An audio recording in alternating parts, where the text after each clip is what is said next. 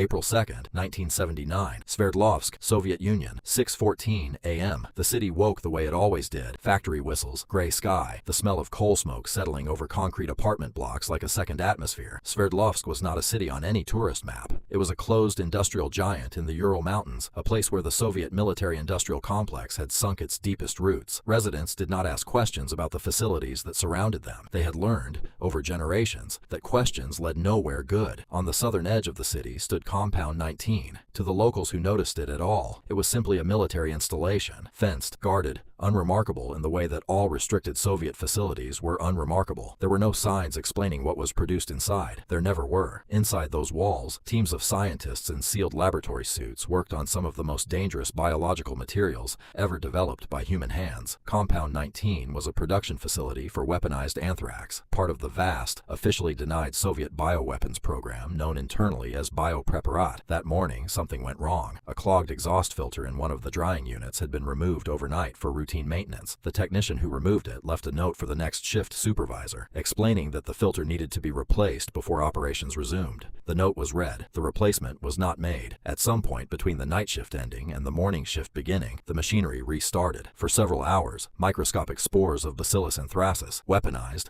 aerosolized, invisible, drifted out of the exhaust vents and into the open air of a Soviet city of over 1 million people. No alarm sounded. No evacuation was ordered.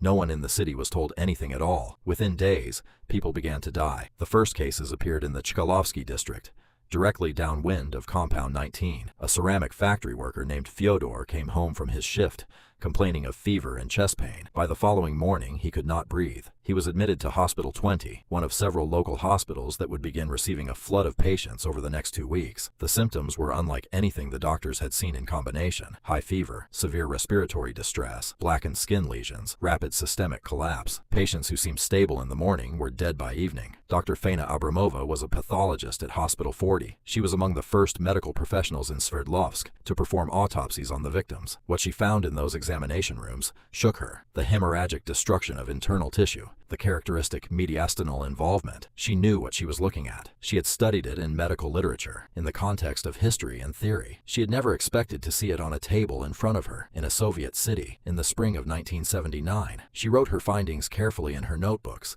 and said nothing publicly. To say something publicly would have been to invite consequences she understood very well. The KGB moved quickly. Within the first week, agents arrived at hospitals across the affected districts and collected medical records. Doctors were summoned individually and told, in terms that left no room for interpretation, that they were to record cause of death as contaminated meat, an outbreak of gastrointestinal anthrax from black market beef. That was the official story, assembled and distributed with the efficiency that only a state security apparatus can achieve. Contaminated meat was a plausible cover. Anthrax from infected livestock was a known, if rare, occurrence. It was not a story that required anyone to look at Compound 19. Veterinary officials confirmed the cover story with documentation that was produced, not discovered. The state media, which was, of course, the only media, reported a contained, resolved public health incident. Citizens were advised to be cautious about meat purchases.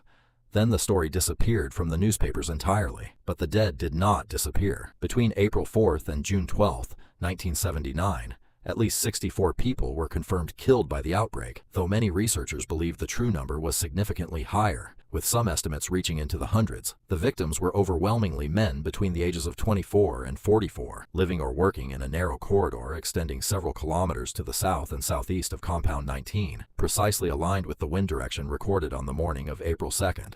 This pattern was visible to anyone who looked at a map with the right knowledge. Almost no one in the Soviet Union was permitted to look. The outside world caught fragments. Western intelligence agencies intercepted communications and monitored Soviet medical literature for anomalies. Rumors circulated in dissident networks. In 1980, a brief report appeared in a European publication, suggesting that something unusual had occurred in Sverdlovsk, a biological incident of some kind. The Soviet government responded with absolute denial. Foreign Minister Andrei Gromyko personally assured Western counterparts that no such incident had taken place. The story went cold. For more than a decade, the truth existed only in the notebooks of a few brave pathologists, in the memories of survivors and grieving families, and in the classified archives of the Soviet state. Then the Soviet Union ended. In 1992, Russian President Boris Yeltsin made a startling admission. He acknowledged publicly that the 1979 Sverdlovsk outbreak had indeed been caused by an accident at a military biological facility. It was a moment of extraordinary candor, and it opened a door. An international team of researchers,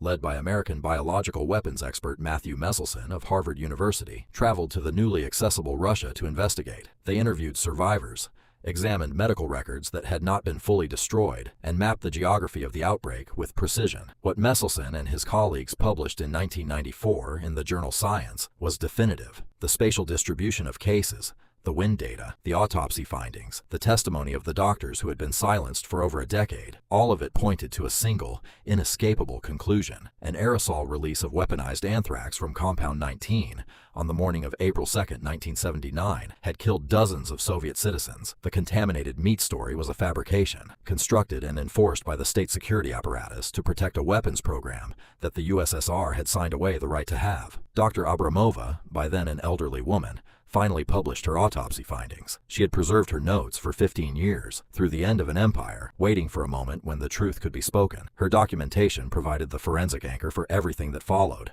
The facility at Compound 19 still exists. It is now known as the Ural Center for Modern Biotechnology. What research continues there is not fully known to the outside world. The families of the 1979 victims received no formal apology from the Russian government. Many of the documents related to the incident remain classified. The filter that was never replaced has never been officially named in any government account. Somewhere in the Ural Mountains, in a city that was once closed to the world, 64 names are carved into the memory of people who were told, for years, that their loved ones had eaten bad meat. They knew it was a lie. They always knew. They just had no power to say so out loud, until the empire that silenced them ceased to exist. Until the wind direction of a single April morning became, at last, a matter of public record.